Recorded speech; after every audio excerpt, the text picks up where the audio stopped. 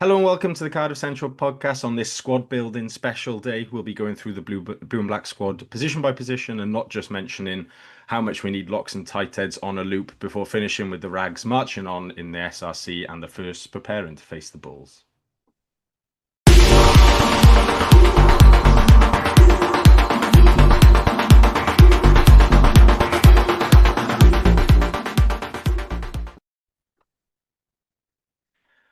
Joining me on the panel today, Steve Coombs. Steve, how are you? Pretty good, thanks. Good stuff. Simon Jones. Simon, how are you? Yeah, not too bad, thank you, mate. And Harley Worthy. Harley, how are you? All good, thanks, mate. Good stuff indeed. So, as I mentioned, we'll be squad building today. Having last week's dodginess on Zoom, I shall once again go into the 2020 mode of sharing my screen and ask the immortal question of can everybody see that?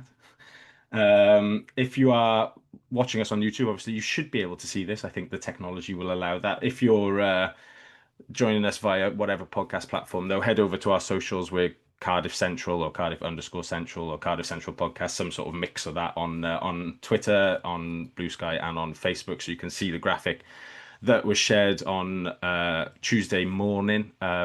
The sort of rough guide behind this is it's a mix of known information and educated guessing, a general formula of when somebody signs a long-term, in inverted commas, brackets, contract. That's a 2-year one. However, that's slowly but surely being challenged in recent years as this season, for example, the likes of Reece Litterick, Ellis Bevan and Gabe Hamer-Webb were all announced as long-term signings last summer and then have either announced as leaving the club or have been linked away. So whether that comes with some sort of transfer fee or whether that's us allowing them to go a bit early, or whether long term now just means 1 year because Welsh rugby is in such dire financial straits that long term deals are anything over sort of 2 months. Not too sure, but it gives a rough enough guide and a sort of flavour of where the team are ahead of next season, and something for us to debate today as well. So we'll go position by position, starting at the front, working back. Steve, I'll come to you first with loose head prop. A bit of news to mention with this one that Danny Southworth signed a new contract at the club last Friday. He was announced as long term. Who knows how long that actually is, but I think that's generally good news. And then just generally on the loose head, Steve, I think the question here is probably looking at Ed Byrne being out of contract and Reece Barrett having made a good impression when he stepped into the first team earlier in the season. Are we happy to sort of stick at the three seniors and Barrett, or are we comfortable with Barrett stepping up now if we were to try and look to save some money in a non-Welsh qualified spot with Byrne? It's a tricky one, isn't it? Because the injury came at a really bad time for Reece Barrett, and it was against Leinster, wasn't it? I remember he looked absolutely gutted when he came off, which suggested it was quite a bad one. But he was just breaking through, and I think he was training with the Wales squad a bit as well, which obviously Matt Sherwood had some influence on that. So obviously he rates him quite highly. But it's difficult to say because that injury did come at a bad time. Ed Byrne, it's also difficult to say with Ed Byrne, isn't it? Because we haven't seen too much of him on the field, but then I think the point of signing him was what he does off the field as much as anything. He's brought in as kind of an elder statesman who'd been part of, I think I'm right in saying he was part of the leadership group at Leinster, which is quite a recommendation. So I'd be inclined to say keep Ed Byrne, or keep both of them. I think because it's such a nutritional position, you need four senior loose heads. I know Cam Taylor-Grocott is quite highly rated, but he's also spent a bit of time out with injury, I think. So yeah, I'd lean to. I would say renew both of them. I'm assuming Ed Byrne's had an impact off the field. Hard to say really, because not being in the camp. But yeah, keep all of them. It's interesting to see what the balance is in terms of the Rags going forward then as well. I think Cam Taylor-Grocott is still Wales under 20s eligible next season. Yeah, because he played for Wales under 19s. I noticed. Yeah, I noticed because he's a bit younger than I thought he was. So I think with him being away a bit more, there'll still be Rags opportunities there then for Barrett without blocking any of the guys coming through behind them, which then leads to keeping Byrne so that Barrett can actually get Rags experience rather than uh, having to constantly be a travelling reserve, which I think we've seen a couple of times with the likes of Joe Cowell this season, hasn't played as much for the Rags as we would have liked to because he's been a travelling reserve for the first team an awful lot as well. So yeah, that's fair enough on Loosehead's keeping there. Coming to you, Harley, then on hookers. Evan Daniel there showing us expired. I think that likely turn red relatively soonish with the Ospreys in and around him. We discussed it a couple of weeks ago about sort of him and Lloyd coming through together and needing game time. But if we assume that he is off, are we happy with Belcher, Lloyd, and Hughes as three hookers going forward, three senior options, or would we like to see somebody come in there for a bit of depth? When you think about, we spent a lot of the season with it being Evan Daniel and Dav Hughes, and it was Evan Lloyd and Dav Hughes. Because we were two hookers down the show quickly threadbare it is. So for me, it depends how ready Tom Howe is. I haven't really seen him playing for the Rags or anything like that. Or has he been? No, he's still under 18, so I wouldn't say he's a first team option. I'd suggest that if we went with three and then we had an injury, we'd have to go sort of hunting for somebody. Sorry, Potentially, Tom Howe's a year young, isn't he? He's got another year of school left, I think. yes, he's still under Yeah. 18 next season, yeah. So he won't realistically be a first team option. I think the other thing to mention with Hooker is that Lewis Morgan, the Carmarthen Quins hooker, has trained with us a couple of times this season. He was enlisted in our European squad, ex Scarlets Academy. So maybe somebody like him potentially just to add a bit of depth, Harley. Yeah, I think you need four. So I say for front row, ideally you want four for the length of the season. The attrition, how attritional it is. Even if the fourth choice guy is more there for training and as a nicety, it's because you go very quickly from, oh, it's nice having him, to, oh shit, we need him fit and playing 80, especially with Welsh team injury record. So yeah, I think you need a gap there. What I, sort of hook you go for? I probably wouldn't waste a non-Welsh qualified squad spot on him. You'd be looking at, if is it Alan Rees play for the Rags? Sort of the senior one. You'd want someone who's sort of been around the block a bit, but maybe not necessarily the other pro. options with the Rags, obviously Alan Rees is the starter, but the two behind him are Gavin Parry and Charlie Manship. Gavin Parry's was a Scotland under 20 cap last season, and was with the academy for a short while. Charlie Manship was going to school in England somewhere, and was part of Bristol's under 18 setup, and he's only just out of that. He'll be 19, 20. But I suppose my other question then, Harley, just to finish on Hooker, is are we happy with Dav Hughes as third choice stepping up there? With no qualms with that on his performances for us so far. Absolutely none at all. I think he's proved whenever he's been called upon, he's absolutely fantastic. Hooker is darts are spot on. He mixes his game round with a loose, similar to Belcher and Lloyd as well. So think yeah, that's a, he fits slots into that system fine. I think that's a really important point as well, Hal, is the fact that those three hookers, there's size differences between them, but they all play a similar type of game as well. I think we talked about it last week or the week before about the changes between Thomas Williams being scrum half and Ellis Bevan being scrum half and being very different players. So you kind of, which is fine if you want to kind of tighten the game up. But I think with Hooker, it's quite good to have three that play a similar style of play. So you'd want somebody to come in maybe in that mold as well. Absolutely. Okay, moving on to tight head then, Simon. And I put out this graphic on socials earlier, and I think probably about 85% of the replies were just we need tight heads was the general consensus.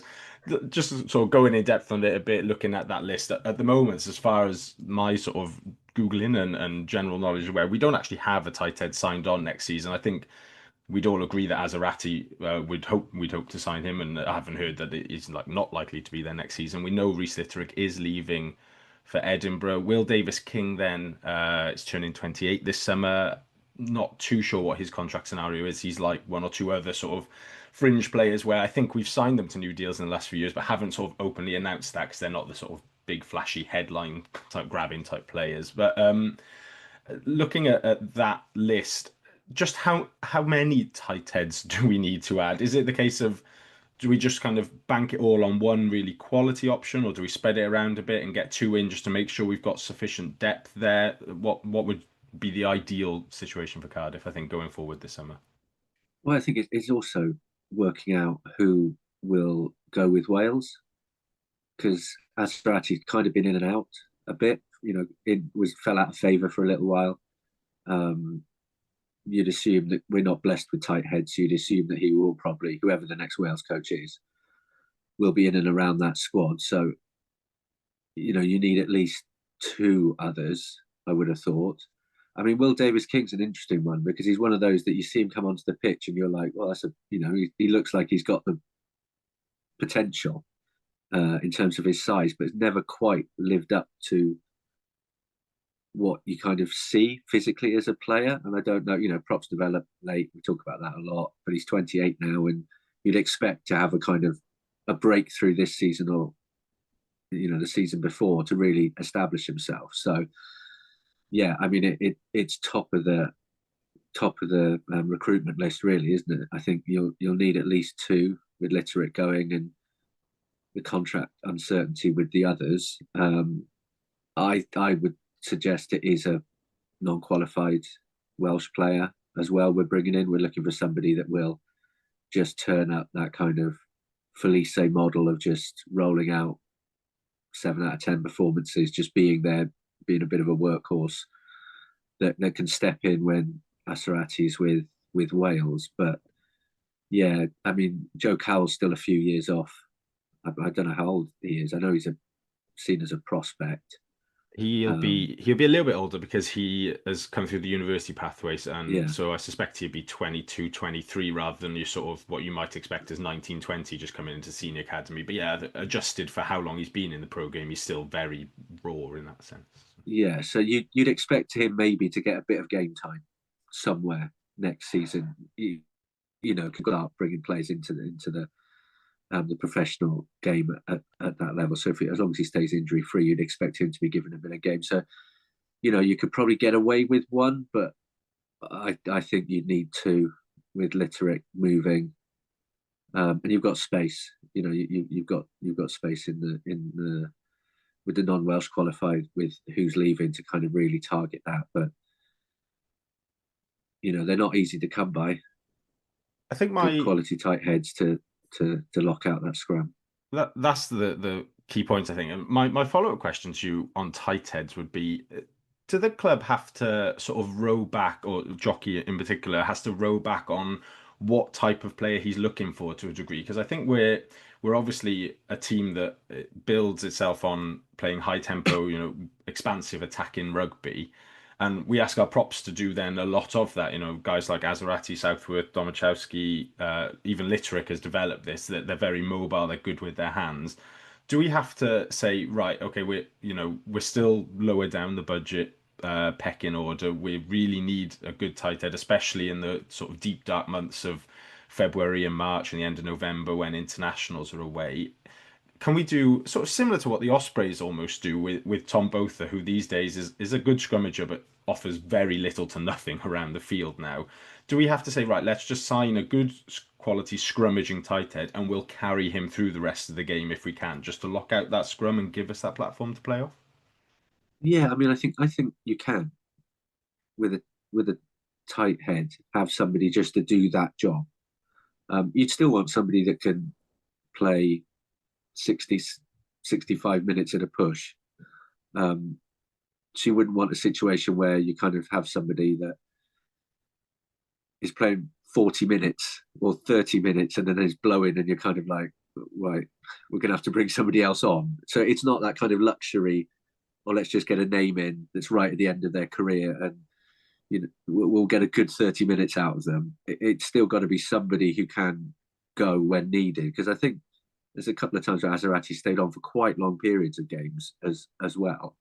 So I think if there's one position, you can probably have somebody that isn't, as to use Jockey's terms, a typical Cardiff player. It's probably tight head. And if we're going to go forward, the scrum's been good this year, though. It has been, if we're looking at Aserati as our first choice, you want somebody when he's not available, or if, like happened a few times this season, when the scrum's on skates, you just bring somebody on to shore it up, stop giving away penalties there, because we are letting teams out too easily, or teams are getting field position from it. So I think it's a tactical decision as well to have somebody on the bench that can just do that. and then we don't have to. We can cover the wider expanses with other players that are mobile. If you look at our locks, I think that's a key one as well. If we get a more mobile lock in that can cover, or you've got Donnell in there, maybe they can double up with some of the workload around the part that you'd miss with the less mobile tight end. That mention of the name coming in for the 30-minute lock sort of sparks flashbacks of Selesi Mafu coming off the bench. That's exactly who I was. That's exactly who I was thinking of. I'm sure at one point he came on as a sub, hit a ruck, and immediately got yellow carded and went off again. I've never seen anyone blow that much just running onto the pitch before. Quite remarkable achievement for somebody to get that size as well. Unbelievable. Segueing nicely then off of what Simon said, Steve, into locks. If we look there, obviously Seb Davis, I've put him in red and then realised actually I don't think the Dragons have officially confirmed him yet, but I think it's sort of one of the worst kept secrets in Welsh rugby at the moment that he's heading there. But with Teddy, McNally and Thornton being under contract, Tom Cottle coming in, he's played a fair bit for RGC in Super Rugby Cymru since the under-20s, and I imagine will be part of the under-20 squad this summer again. I suppose the question, I guess, is is this the time to go big on like a proper second row, real marquee signing, or are we in a decent position there where actually adding just a little bit more depth is fine and we spend elsewhere? I think second row, it's a case of quantity over quality, maybe. I think I'd rather see us bring in a couple of second rows rather than just go big on just one really expensive one. Because I mean, the thing people always say about Cardiff is they never sign second rows. But if you look back at our recruitment over the past few seasons, we basically signed at least one second row every year. It's more a case that we don't sign enough of them. I mean, this past season, Teddy Williams and McNally, that's probably been the best starting second row combination we've had going back to, say, Paul Tito and Bradley Davis. Where we've suffered is depth. I mean, Josh McNally has basically been flogged, hasn't he? I mean, against Connacht, he looked absolutely exhausted. So I think with second row, it's more a case of avoiding that situation again. I would also include Ben Donnell in with the second rows because I know he regards himself as a six who can play four, but when he's played second row for us, I think he's looked really useful there and could develop into more of a second row. And we're rumoured or strongly rumoured to be bringing in George Knott. So I think possibly rather than going for the big superhuman South African second row, everybody says we need. I think it's more about bringing in a couple of George Knott type players, and maybe also looking at your lovely table. We've only got one academy option in the second row, which doesn't feel like enough, and there weren't any at all this year, were there? So possibly if we could nab someone like Kenzie Jenkins from Bristol, that would be a very useful signing. But yeah, I think rather than going for the one big superhuman bruiser, we need to think in terms of just mass, buy in bulk. Go to the wholesalers rather than go to Waitrose for our second rows. I think as well, it's around how important those second rows are for the scrum. I mean, Harley, you can probably talk more about this, having played, telling us you're playing, all those positions. But where we've had good scrummages, sometimes we've had lightweight second rows, which means that we get pushed off the ball because there's not the ballast behind them. But with those three that are in green, Teddy, Josh, and Rory Thornton, you've got size there as well. So I think you're almost looking at that as a pairing. I know you usually looking across the front row, but that tight head lock behind Azarati or whoever plays that position, I think is quite important as well. So I think it's buy in bulk with bulk, if that makes sense. You just want some players in there that can. I think we want players in there that can scrummage. I think we've got mobility elsewhere, to be honest. It's interesting, isn't it, that Rory Thornton has become a bit more prominent this year? Because towards the start of the year, in my mind, I was thinking Rory Thornton was getting ready to retire or semi-retire and maybe go into coaching with the Rags, which he has done a bit. but he's spent more time in the 23 than we probably expected. I'm wondering if that's part of the impact of Cornel Van Zyl, who was a second row, who was an international second row, and I'm guessing he has a very clear idea of what he wants from his second rows, and also can develop them. And also speaking of George Knott, I mean, a few people have already kind of dismissed that signing, but I think Van Zyl will have coached him before. I think they would have been at London Irish at the same time. So he's going to have quite a good idea of what George Knott can do. And I'd be interested to see what other second rows we do bring in, because I'd imagine Van Zyl would be influencing that. That Just want to sorry, go on, Harry. hop on that with the scrummaging lock. I mean, I think we're quite lucky that the three locks in green, to varying extents, are both very good. Are all very good set piece operators, both in the scrum lineup and quite mobile as round. George Knott, I'd say, is probably is almost a Ben Donald type hybrid lock. So I think if we're going to get another one in, I think if we are going to go for one extra one instead of a direct replacement for Seb Davis and that sort of third, fourth choice, we're looking at basically a number 5 lock. So we want someone who's going to push hard, maybe jumps at line out. But you want basically, again, it is that huge bit of bulk in the pack, so that if you need to take Teddy off, you need to take Josh off, you've got someone who's there and can just lock out that scrum, and you're not going to shift. So when you do have so if we are relying on Joe Cowell a bit more, he's got a bit of confidence there, keeping him up as well.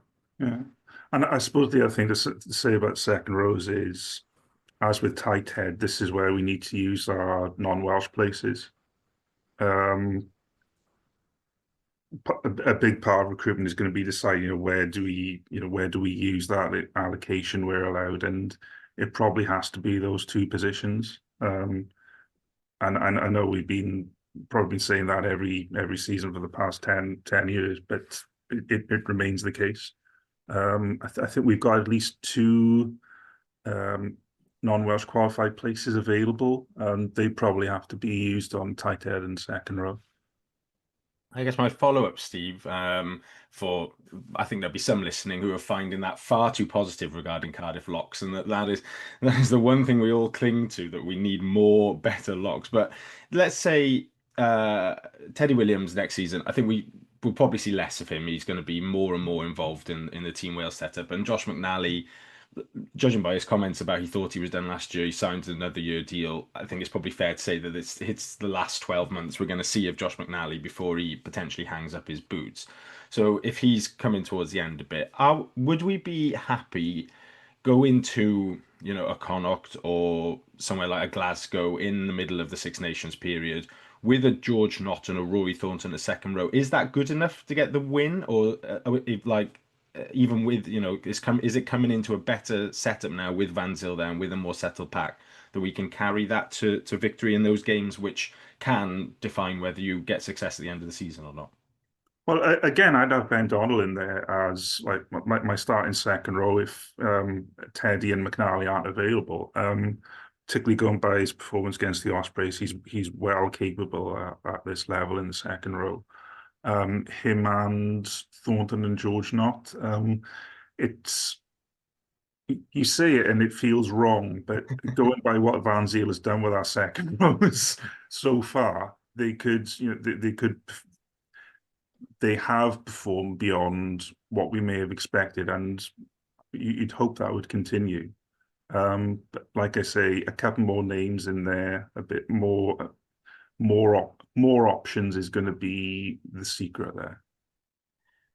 Just to say on the academy stuff as well, Tom Cottle, people may not have seen him play too much, but chatting to a few guys around the academy, there's quite a great deal of excitement about him. He is a legitimate big ball carrying option, and I would expect to see a name like Sonny McCabe or Niall Moore coming out of the under-18s this season added to that academy stocks. I think over the summer, Niall Moore's played for Teddy Williams's brother is yes, Gabe Williams well, is there or thereabouts as well. So I think they'll add a few. There is also a lad whose name is, I think it's Harry Lewis, who they've signed to a junior academy deal. But I think he was training with the under-16s last year. He was still under 15 and couldn't play for them, I think, because he was actually too young. So they're obviously looking even further I ahead got and to be making honest, sure they're not the losing first time I players. remember noticing Tom Cotter was in that Wales under-20s versus Scotland game when he had that really stupid card. Yeah, And yeah. we just signed this guy, haven't we? But yeah, hopefully he's capable of more than that. Moving on to the back row then, Harley, and uh, I mean this is going to feel weird to say as well because obviously we should. This is where we should be signing multiple open sides, as many as we can get in. But actually, with Basham coming in and Young going out, are we sort of happy with where we are? That even if Faletau does leave, are we in quite a good spot there, or do we need to add a bit more depth? Just judging on the fact that it is such an attritional position. I think we show again going back to this season. It showed that it only took a few injuries for us to go. Well, hang on, we're playing a 6 at 7 and those sort of things. No, the question is then is Alex Mann a long term look at maybe making transitioning more into an open side, blind side sort of hybrid. I mean you've got a question mark over Gwyn Bradley, and are we ever going to get a fit run out of him? If we keep him.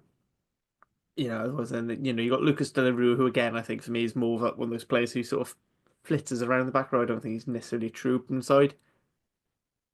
I think maybe what would happen is you'll see Dan Thomas, who also was re-signed last week. Him probably being almost your first choice 7, with both of them your first choice 6, and then both of them maybe playing a lot more 7 than perhaps we've had him in the past, where he's seemed to be that more hybrid or covering the whole back row player. Um, I said if it's a choice between an open side and a good tight head or tight head lock, I probably lean towards there where we've got more depth. If we've got the money to spare and we can pick up almost like your Will Boyd, sort of probably is never going to be an international, but will do a job for you at club level, and will end up being more valuable than you think. I said I wouldn't go non-most qualified to this one. I mean, if we are struggling to sign locks and Ben Donald is going to be used there primarily in this thing, then yeah, you're probably looking at someone to pick up again. But then I'd probably lean towards more a blind side then, and maybe another in that mold of. But I said with George not Ben Donald, I think you've got 6. You've got Are that we sort of happy with our 6. back row stocks, Harley? Then with this sort of changing approach that we've seen, because I would look down that list and Dan Thomas pops up with turnovers, but I wouldn't necessarily call him a fetcher as such as a 7 who's going to sort of get over every ball. Is that working for us? This new sort of more physical approach and sharing the turnovers around? Or is that where we should be going really to compete a bit more up front, having that back row back up to the tight 5? Well, I mean, it's hard to argue with being 6th in the table. Well, sorry, fifth, 6th in the table. We are winning more games. I think it's suiting our players a lot better. I think when you've got one obvious jackal threat, I mean, it's something you see with Tony Raphael. If you haven't got someone who's there able to chop players down and give him all the time to get over the ball, then the other team is targeting and blasting them off. But when you know Ben Donald can pop over the turnover, or it's Alex Mann, or it might be Evan Lloyd, or Callum Sheedy is the new turnover king of Cardiff. It becomes a little bit hard. You've got to be a bit harder, and you can't just say, "Oh no, this," and then the opposition are like, "Well, no, we've got to make sure we're going for every rack," and then they're more likely to do something stupid, and then that gives us penalties. I don't think the big thing is if we're at least smashing players backwards and maybe going a little bit more for the turnover and the tackle, either by dislodging the ball or mauls, which, given the head injury stuff, is maybe not the best tactic. But I think the way that Mellon wants us defending, I think maybe less out and out fetches and more physicality and just being very good at getting people to the floor is the way we're going.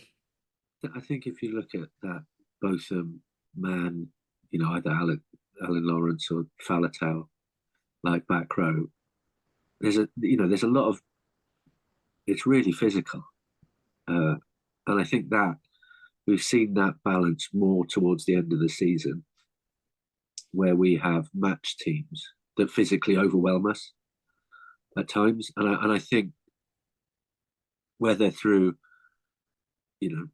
availability or strategy, we've kind of hit on a way of operating that still allows us to turn ball over, but also, as you say, Harley, we're kind of winning penalties because we're physical at the breakdown, we're counter-rucking a bit, or making a bit of a mess of the breakdown, or people are worried that we're going to turn the ball over. So they then either dive on the wrong side, come in from the side, or things like that. So it's almost like we're winning turnover penalties, but in a different way. And I think Thomas Young, I think he's an outstanding player.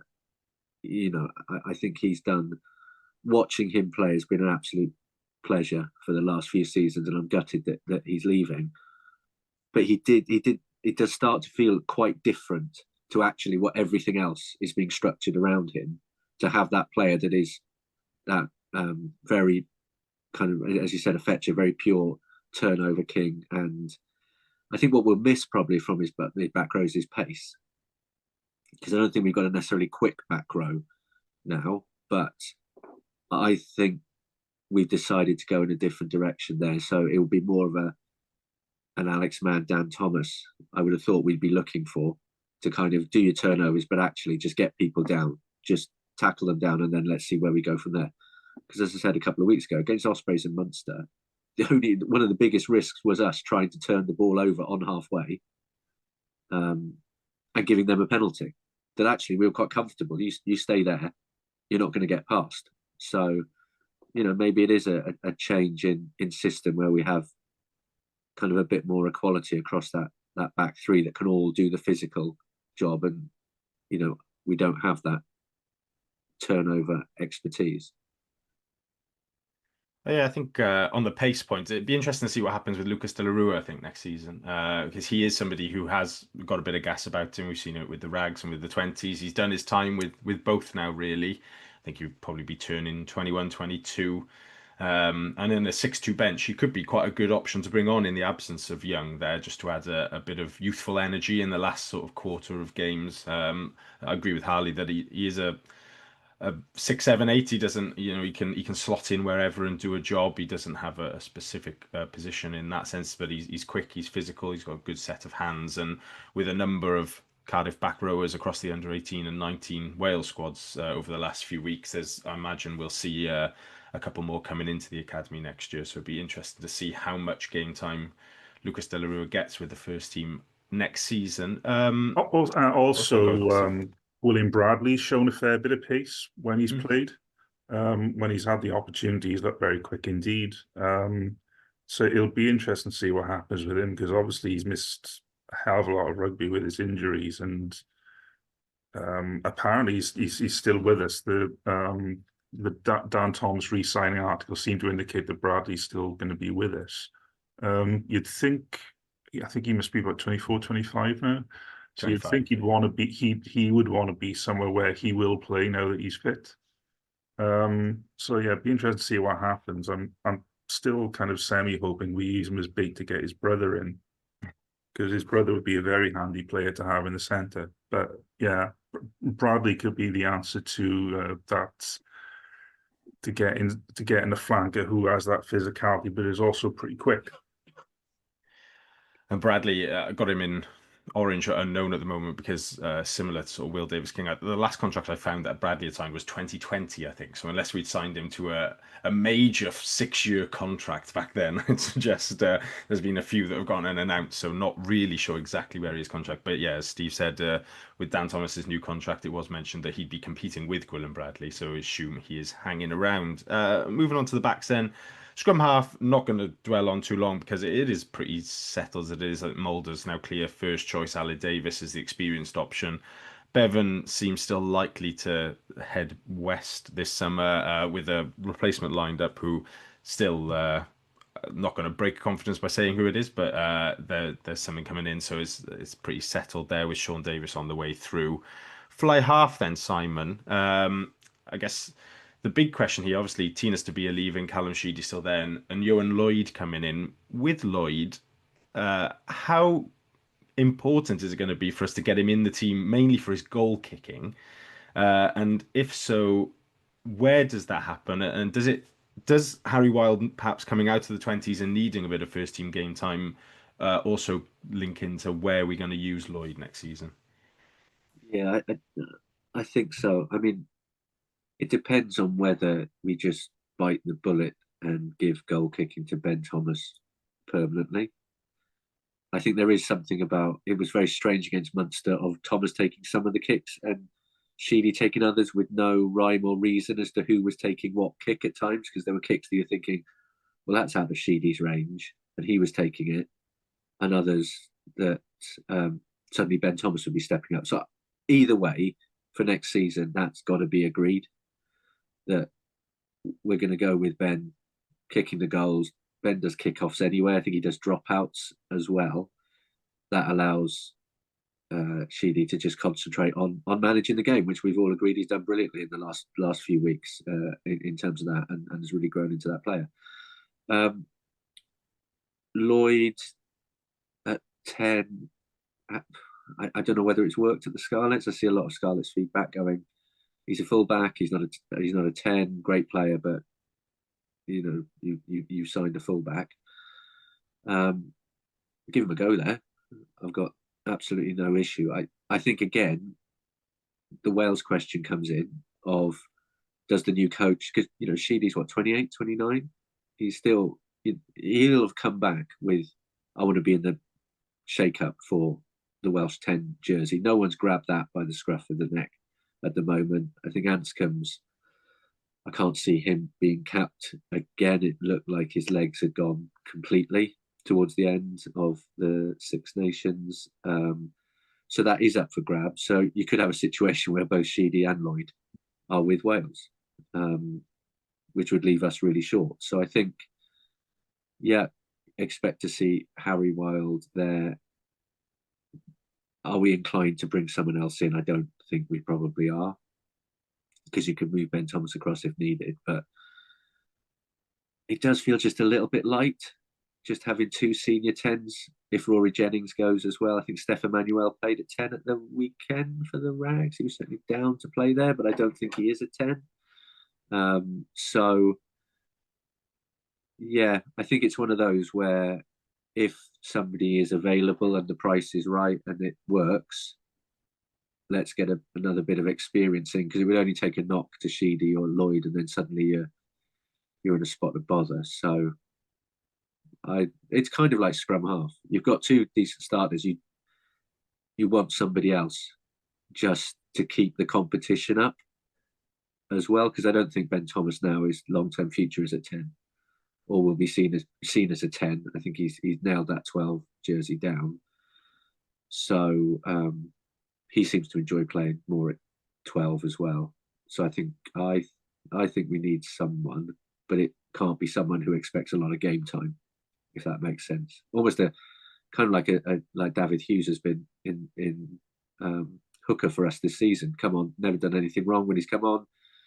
Happy to kind of fulfill that role of replacement, starting every so often. I wonder if, sorry, excuse me. I wonder if somebody like Josh Thomas was sort of doing that first this season with the Rags, where he was a Rags player but training full time with the first team. Obviously, he's gone to sign with the Dragons now to the end of the season, but I don't know actually he's actually had any minutes there, certainly minimal, if any. So I wonder if maybe they could look at getting him back. I suppose with Lloyd, I guess is his position, do you think, going to be? Is he going to wear 23 more often than not in a 6-2 bench? Is he the ideal 23 there as a sort of flexible bench option?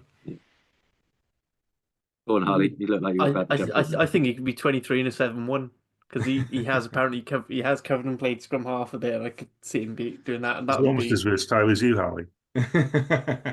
He's a lot better rugby player than I am by miles. I am versatile by the fact that I'm equally useless in every position I play. I think with you and Lloyd, I do think a bit of the problem has been like Bristol's probably not the best place to develop a 10, because of just how mad and weird that system is. And then I think Scarlet struggle that they don't have an attack coach who's played 10 and doesn't know how. There's no one, Dwayne Peel was a phenomenal player for Wales, but he was a scrum half. Scarlet's produced fantastic scrum halves, almost as many as us when they're not buying them, importing them from us. But I do wonder, having Jockey, who is did go through his career as a 10, might help Lloyd round off those rough edges in the game, because his kicking game is unbelievable when he deploys it, and his goal kick is great. So actually having someone who might be able to sort of show him or in this situation, maybe go for this as opposed to that, might round him off. But also, I think the Cardiff system is probably better suited to Johan Lloyd than the Scarlets one. Whereas I think a lot of stuff's done on 10, where Ben Thomas takes a lot of the game management stuff. He shares that as well, and a lot of the kicking. So I can see Johan Lloyd going. I do agree with Simon. I think two senior tens is a bit of a risk. Um, but I'd go. I mean, Harry Wild seems to been there and done that now. I think the only thing left for him to do, the only way we'll find out if he is ready to be a pro rugby player is if he gets some pro minutes. Now, I think he's done everything pretty much. He's been good for the Rags from what little I've been able to see of them, and his under 20s performances have always gone all right, as all right as you can be behind a backwards pack, and so that's good experience for senior rugby in a Welsh side. It's like Yeah, it'd be interesting to see how he goes for 20s this summer. Wild, I think if he does have a really good World Cup backing up his Six Nations, there will be calls for him to go in quite quickly. Simon, you were going to jump in. Yeah, I was just going to say it's kind of like the tight head lock discussion we've just had. It's fly half and centre. So I know we're going to come on to centre in a moment, but we need centre. We need some centres. Um, so if you could have a centre that could also play 10 if needed, that isn't Ben Thomas. So that Rory Jennings that was brought in to kind of go, well, you can fit him in at 10 if needed. He can play at 12, might be able to play at 13 as well. So you could take that as a package and go, right, we're going to look for somebody who's predominantly a centre that can play inside centre, that can be a game playing 12 like Ben Thomas, but we can slot him in at 10 if we need him there. And that then takes the pressure off actually probably one of the most expensive positions to probably find a player for as an outside half. But I'm not saying it's cheap to find a 10-12, but you're probably more likely to find a 10-12 or 12-10. Not that makes a difference which way I put the numbers around. That's just my head, the way it works. But yeah, so thinking about those collectively is probably the way to go about solving that issue. Well, that leads me on nicely then, Steve, to centre. And as Simon says, it's very much separate, although I've put them all in one list there. We don't have 12 13s at Cardiff because of the very, very different way that we use them. So looking at the list there, we've only got two centres, senior centres definitely for next season in Ben Thomas, and I've put Mason Grady down, but obviously we've deployed him on the wing more often than not so far in his Cardiff career. Rory Jennings, his contract is expiring this summer. He's been linked with the re-emergence of Worcester in the Championship. Ray Lilo also expiring this summer, yet to determine whether he's retiring or whether we're going to offer him a bit more. So looking at inside centre to start with, I guess there's sort of I listed three options of what you can do. You can re-sign Jennings and give yourself a bit of depth there. You can solve it from within, whether you use Beetham as a 12, whether Stefan Manuel, you see him ready as stepping up, or you go to the market and, as Simon said, look for somebody who is that playmaking. We were linked with Joe Hawkins quite extensively earlier in the season, that 10-12. What would be the best option for you there?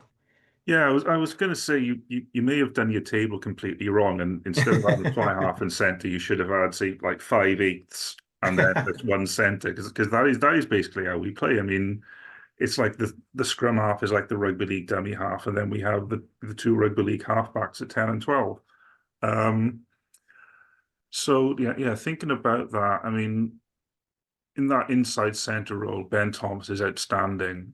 Stefan Emmanuel also seems to be ready made for it, but I think he's still only going to be 19 next year. So do you want to be dependent on him?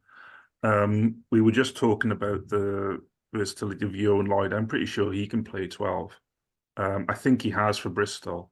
I mean, they played him basically everywhere other than 10. I'm pretty sure he could play 12.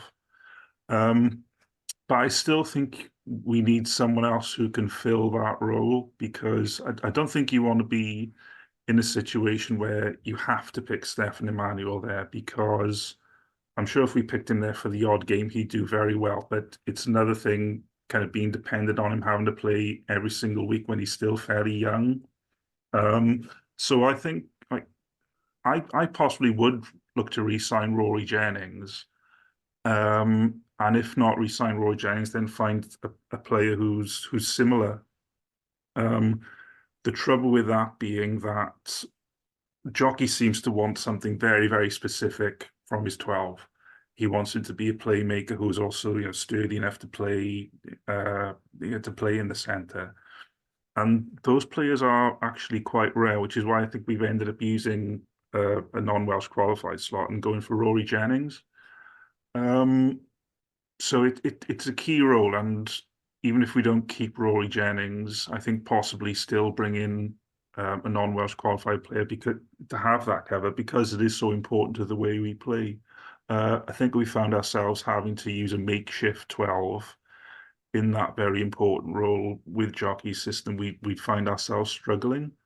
And with Jacob Beetham, I think Jockey has said that he doesn't see him as a 12, which surprised me slightly because I think Gregor Townsend was rumoured to be pushing really hard for him to play 12 at Edinburgh and Scotland, possibly. I'm pretty sure other clubs would play him there, but Sheriff doesn't see him as a 12 within the way we play. Um, so yeah, re-sign Jennings or sign someone similar, because that's a really big position for Cardiff. I just, as people who've listened to the pod since I've been on, it's been about a year now. I will get Jacob Beetham as a 12 tattooed on my forehead if it's absolutely necessary to convince Jockey Yeah, that I, that's the way I, to I go. totally get why you would want Jacob Beetham at 12. I can see it, but he seems to be so specific about what he wants from a 12 that Jacob Beetham isn't going to do it for Cardiff. 13, possibly. Yeah, I don't disagree much on Jockey since he's arrived as head coach, but yeah, I can't. I just like you're absolutely right in what you're saying, but I just don't understand what Jockey isn't seeing there with him at 12. I just think I he's think it's to got do with everything. distribution, isn't it? It must be because I'd have thought Jacob Beetham's kicking game actually might solve a problem for us because he can get a real distance with his kicking. And Yeah, place kicking option, but I think it must come down to distribution, as in it's not enough to be able to distribute. He wants someone who's really, really good at it as he's 12. But isn't he a? yeah. But didn't Jacob Beetham start off as a 10? If I remember rightly, he was to the academy. He sort of was going through as a 10, so you'd Yeah, think the but Yeah. Dan distribution Parks would with a be 10, fine. he couldn't pass either. So Fair, true. He Fair didn't need point. to, Steve. He didn't need to. Steve, then just going on to outside centre, then if Ray Lilo does call it a day, as we expect, sad day that will be. Are we are we able to sort of botch it together with Grady and Elijah Evans probably looking for first team minutes next season, or do we really need to get like an experienced head in there with them? I mean, the other option's Millard, isn't it? I thought Yeah. he was an absolute revelation against Munster. I never thought in a million years I'd say it, but I mean, there were moments in that game where half a second I was sort of catching myself thinking, "Well, it's a great read from Braley." Oh no, it's Harry Millard. Um, so he could end up continuing to surprise and astonish by being our 13. Um, but yeah, with 13, I think we probably were understaffed going into this season. I think we always knew we might end up being stretched there. So if Ray does go, I think we would have to find a replacement. Not that that's going to be particularly easy. I really hope Ray stays on because if he's able to keep playing, um, if he's able to keep playing at the level he has been, then I just, carry on doing what you're doing because there's so much knowledge and experience there. You don't let that go cheaply, do you? Yeah, I think my Particularly preference with would so be many to young centres who can learn from him. for Ray to sign on some sort of coaching deal and sort of Dan Fish it every week, where he just comes back out of Yeah. retirement every week when we need him. Well, Sort of maybe like, he could sign for the Rags. He could yeah. be a great player for the Rags. Great way to finish. Um, Leading on to back three, then Harley. I think fullback's pretty set. We got Winnett there. We got Beetham. We got Matty Young coming through. Wing's an interesting one though. I think Gareth McIlroy mentioned it on Twitter as well that we've got we've got quite a lot of options there all of a sudden, particularly on that left winger sort of nippier thing. If you think of Adams, Hamer Webb, and Grady as just sort of bigger right wingers, but then we've got Stevens contracted, Tom Bowen still looking to come through, and then Millard and Cabango, who don't obviously appear to be contracted for next season at this point. Is it a case that we just re-sign them all? They're all really good players, and we go for it, or can we have a look at saving a bit of money there? Is that too much depth, if anything? I think it's maybe a time where we've got to be a bit more ruthless and maybe say, can we afford to carry a winger who hasn't played much? And maybe I mean, Cabango has been an electric player whenever he's played for Cardiff, but those appearances are very few and far between. And he has got a bad injury profile, and it's the case that with another setback, how likely realistically is he to be able to get a season out of him? Because that might be a spot we could free up, because we have been struggling for wings, and having a fit Cabango would have been really helpful. I think Millard, if he's not currently under contract, we need to re-sign him. Same for Gabe Paperware, but I think they've shown their value this season when called upon. Especially if we're looking at Harry Millard covering the 13 jersey as well. I think it's fine. I think Tom Bowen, I mean, similar to the point I was going to make with Stefan Emmanuel with the centres is they've not been given too many opportunities in the first team, but when they've turned up, when they've looked at home. Tom Bowen looks ready. And I think if you've got a speedster like him, someone who can just give you that bullshit factor of make something happen,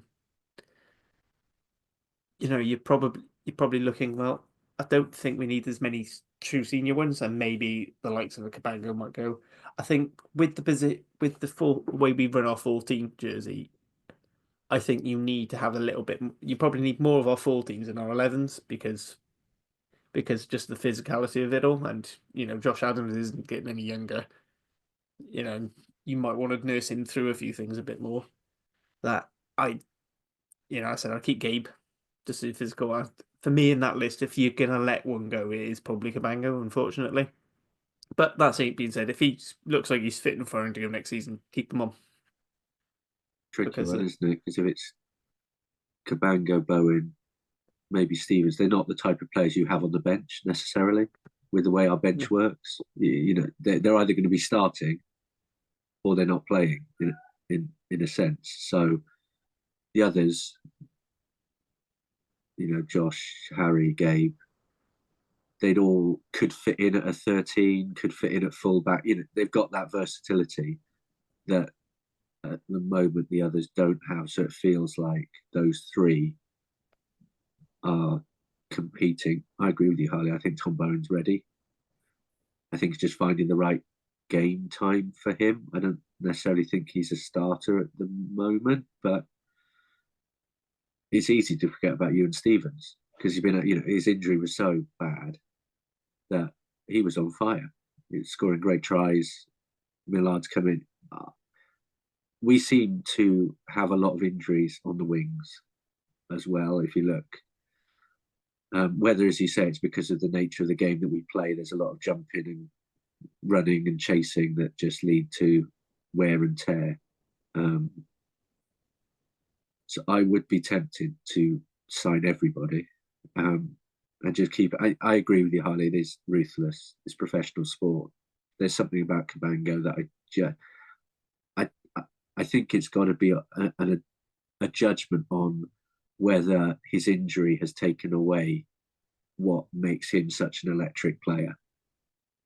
Can he get back to where he was? Because I will still say that game against the Ospreys that he got injured in, if he'd stayed on, I think we'd have won that game. I think we would have won it comfortably because he looked up for it. He was, that try was just him ripping it up. And he genuinely scares defences because of that pace. He scored a great one pre-season as well against the Scarlets, where he kind of weaved through. So I think for me, it's a medical kind of thing to go, have you still got that? Can you still get back to that? And I mean, whether it's a year that we stand by him because he does have that potential. And I think there were clubs circling for him before the injury.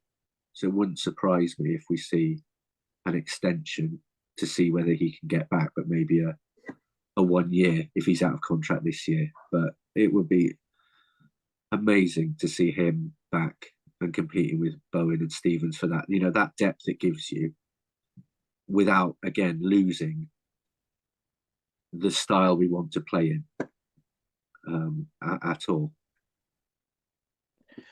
But that'd be probably be the one like one to keep an eye on what happens with the wingers, I think, this summer, because all fair points. I think I don't disagree with any of you said, but the backlash if a Cabango was allowed to leave or something along that, or maybe even like a Millard or somebody, there would be some interesting comments on social media. Let's put it that way.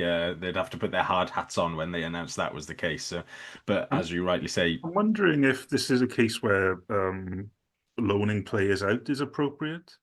Because if Cabango comes back and he's fit, and it's a bit similar to Gwilym Bradley, isn't it? Because he's missed so many games now, he's maybe a little bit too old to be considered an up-and-coming youngster. So he'll want to be where he can play. So it might be appropriate to loan him to maybe a club in the RFU Championship or something like that, just so he can get minutes. certainly something that people have been calling for a while, to make better use of the championship for loans as a sort of step above the SRC. And yeah, you could But see it seems like Worcester are going to have to recruit an entirely new squad from scratch. So maybe we can make ourselves useful to them.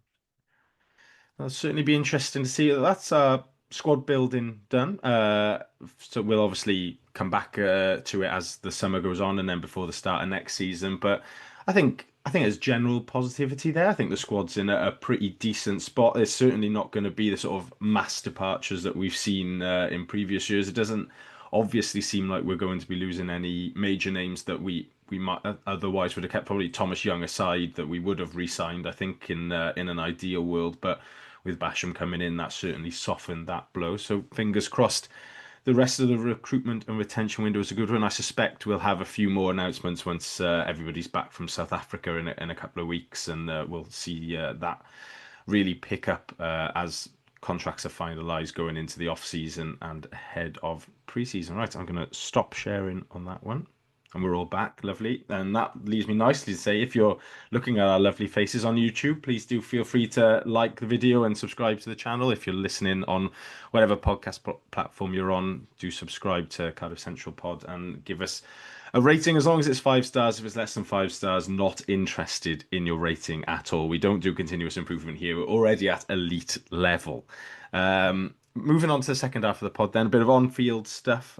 Rags Corner, they beat Bridgend 31-19 on Saturday in the Super Rugby Cymru quarter-final. Tries from Mark Thomas, Matty Young, Alan Rees, Dewi Cross and Joe Williams, as well as 6 points off the boot of Steph Emanuel, as Simon mentioned earlier, played at 10 and nailed some absolutely brilliant touchline conversions. So that's positive for us going forward, as the Rags suffer a bit of first teamitis by scoring all of their tries in the corner consistently.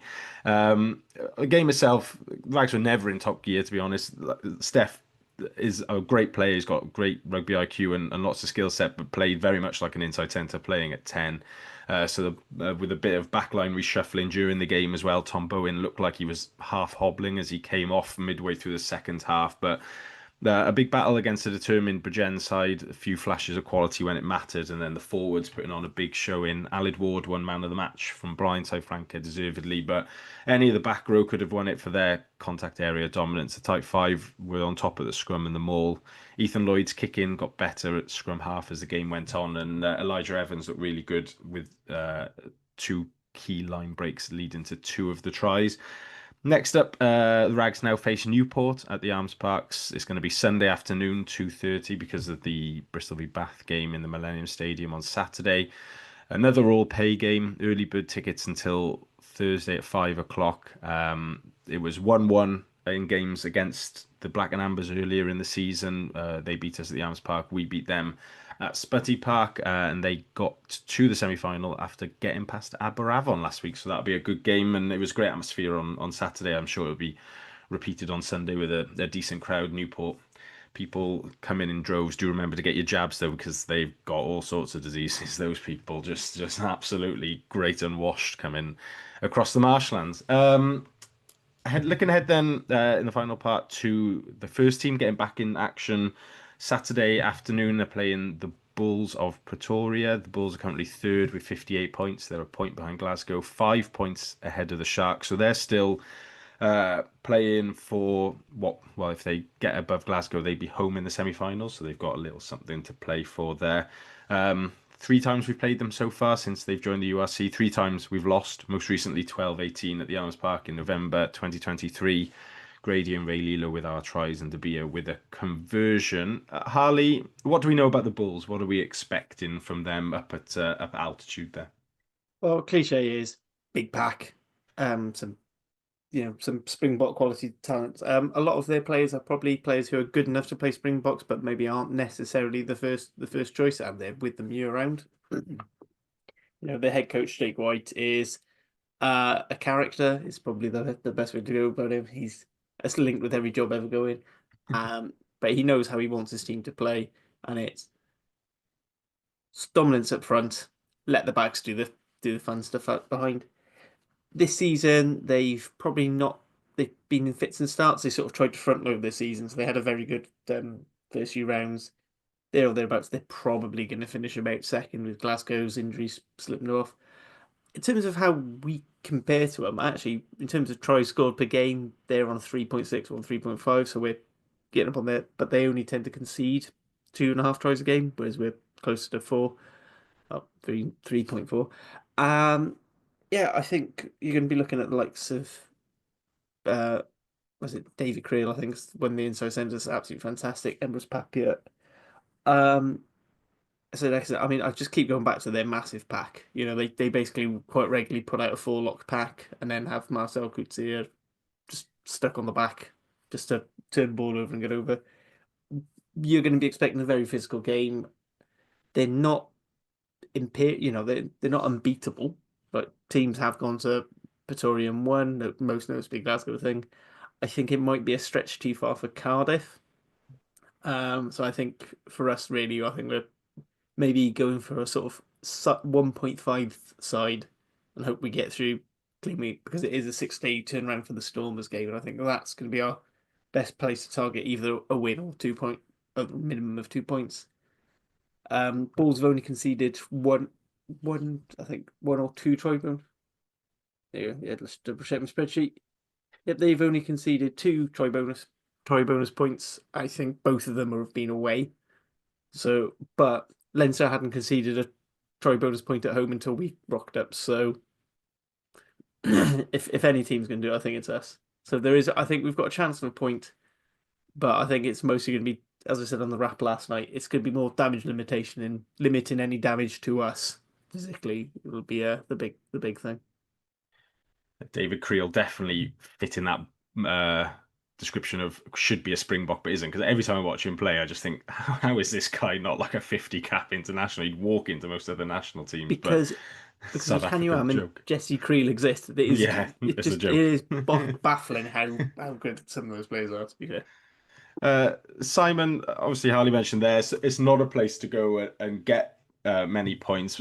Cardiff, I think the general consensus is we probably need like 2 points to be definitely safe in the playoffs from the next 2 weeks. So are we going just to say score 4 tries, or are we gonna try and stick in it and maybe cling on 7 points and see if we can nip it at the end? What's sort of our best chance out here on Saturday?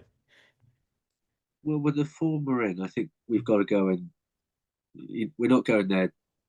I wouldn't want us to go there and throw the game, and just look at, we're not going to win this. Let's put all our eggs in the basket of the game the week after.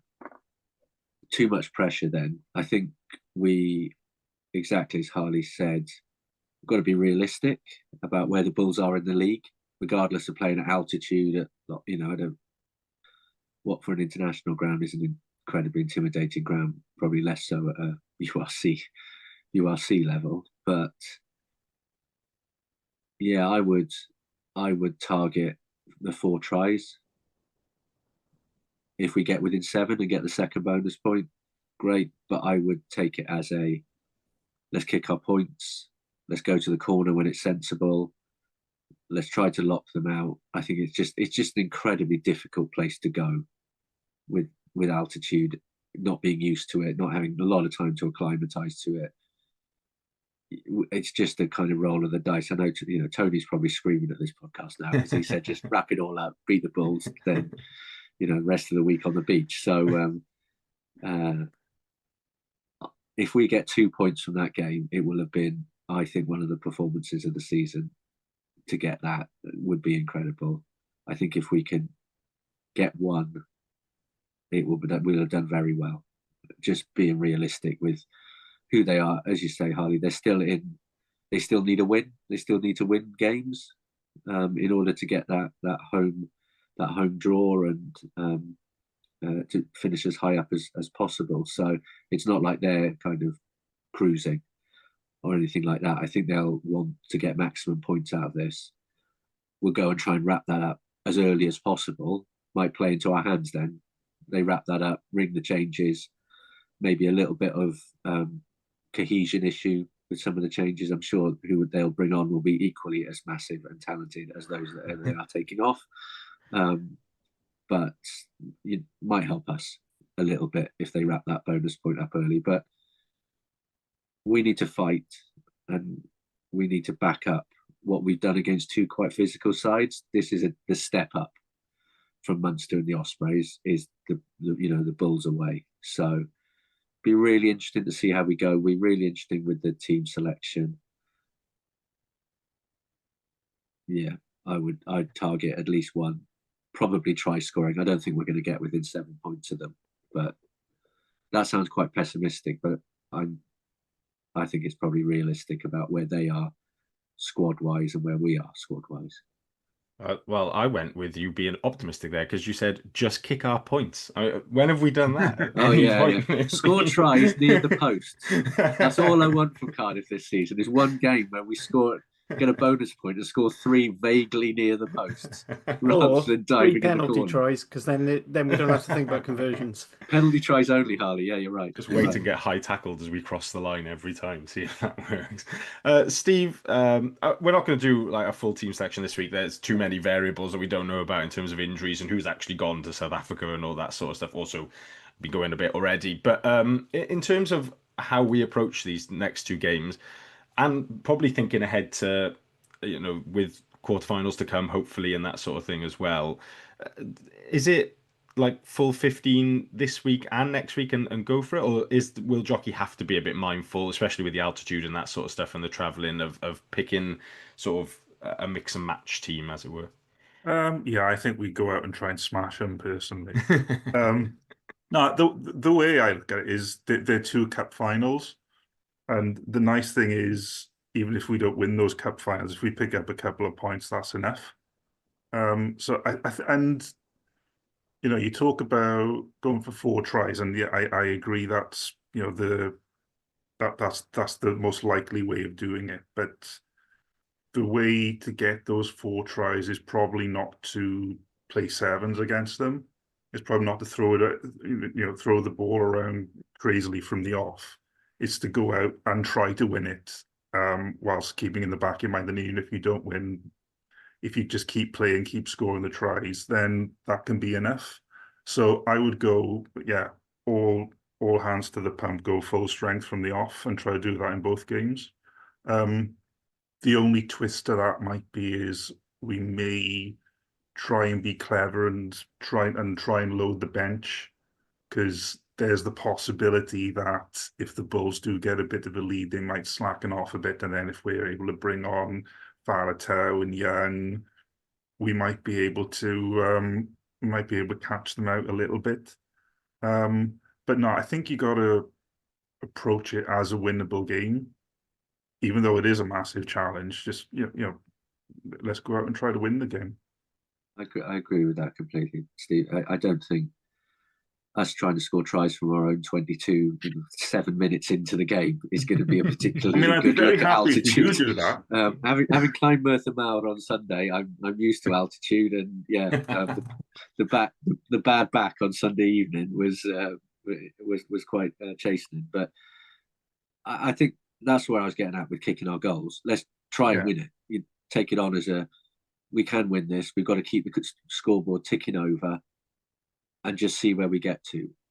I mean, Leinster away is probably the other tough game in this championship, and we were really competitive for most Yeah. of that game. Leinster did what Leinster do and just ground it out in the end with whether it was their seconds and thirds, I don't know, but they had to bring on players to get that done, which shows that we're competitive. I don't think the Bulls will take this lightly as kind of Leinster may have done. I think they'll want to just go and steamroller it, and they'll just be relentless. And we know they've got backs as well that can shred you, which we didn't face against Ospreys and Munster. They didn't have that kind of quality behind. So, but I agree with you.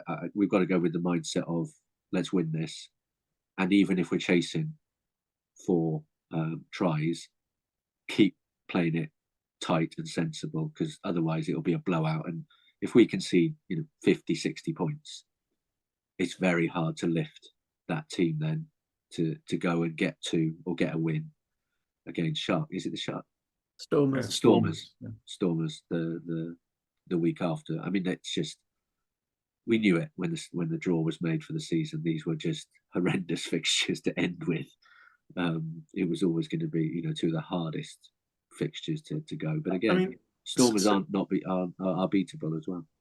Saying that though, I mean, I know people have been saying ever since the fixtures were released that that's a really that's a nightmare couple of games to end with. But in a way, maybe this is the best way to go to South Africa because we know we've got something to play for.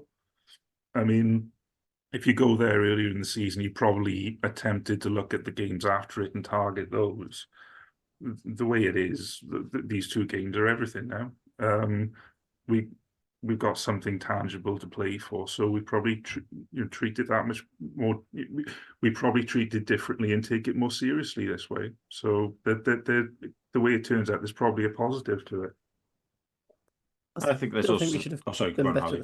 Yeah, so I still think we should have done better in that first half of the season. Just one thing I was saying, bang drum, we had such an easy run that actually we could have been going into this not needing 1 or 2 points to qualify, but we're looking at 1 or 2 points for a home knockout, and then I think that changes your mentality as well. I'm still think some we've way got- off not being annoyed by the Benetton game because we should have won that. I'm annoyed by games even before that. I'm still annoyed by games before that. One thing I would say is when it comes to sort of like squads and picking the two teams, as I can't get over it again, then it is a 6-day turnaround day after coming down from altitude. So I think you do have to have jockey's going to have half an hour on that Stormers game, because if we go fully loaded and we lose half our players, we've got a mix and match squad for the Stormers game, and then we've got a 2 week turnaround where there's what's looking like a 50% chance we come back to South Africa again. I don't know if our new overlords at the WRU are willing to pay to keep us out there for those 2 weeks. So they can have all the rehab there. So I think we do have to balance it. It's why I think it's going to be interesting to see if players like Faletau go, because I think we need him for getting results, but also do we want him more for the knockout game and have him fresh. So I think that's where I think a lot of balancing and thinking is going to be coming. Good stuff. I'd just add that the other thing about 2 weeks at the end of stuff is possibly good for squad morale and squad building off the field and stuff. And I'm sure they'll have a fun few weeks out there. As we mentioned, not too many leavers. So if it gets the group a bit closer knit together going into next season, that's not a bad thing at all. Any more on this weekend or anything related to Cardiff Rugby? I do have a bit of a gripe, which I probably should have thrown out on the wrap, but basically, because you did briefly mention about the Bristol Bath game that's being played in the Principality, I cannot help but see posters for it on my drive from Barry into Cardiff. I don't think I saw a single Judgment Day poster when we were waiting for Judgment Day. So, like, if the anyone in the WRU is listening, if you want Judgment Day to be a success, can you at least start pretending you care about it and actually start plastering billboards and adverts? Because if people don't see it, if you're using it to try and catch casual fans, they need to know about it. Like, I don't know how many people have seen those posters on Culverhouse Cross thrown about You know, the fact that you've got one on literally every traffic post, and then a couple of big banners along the roundabout. But I'm sure there's going to be one or two who think, oh, do you know, I'll see what that's about and get a ticket. So that was just my gripe. I've been really annoyed at having been stuck at Culver again. You sound like somebody who's been stuck at traffic a lot at Culverhouse Cross. Anyone who has to go use Culverhouse Cross has been stuck in traffic a lot at Culverhouse Cross. No, it seems very fair, and yeah, I'm so yeah, it is a fair gripe. Although I'm also not surprised that Bristol's marketing is better than the WRU at the same time. If they're probably most are. Although that's my personal opinion, not that of the whole podcast. The whole podcast really enjoys the WRU, and we obviously are massively on their side if they are listening. Yeah, we're all getting fitted for blazers and V-neck jumpers. Yes, that's what we're after. That's what we're after. Lovely. Thank you very much, gents. Good discussion. We'll be back next week, hopefully with loads of good news to talk about as the Rags progress to the SRC final and Cardiff cruise on the beach to the Stormers, having wrapped up the playoffs with an immense bonus point win. Maybe not 100% likely, but you never know. But gents, thank you very much for joining me. Thank you all for listening, and we will catch you next week.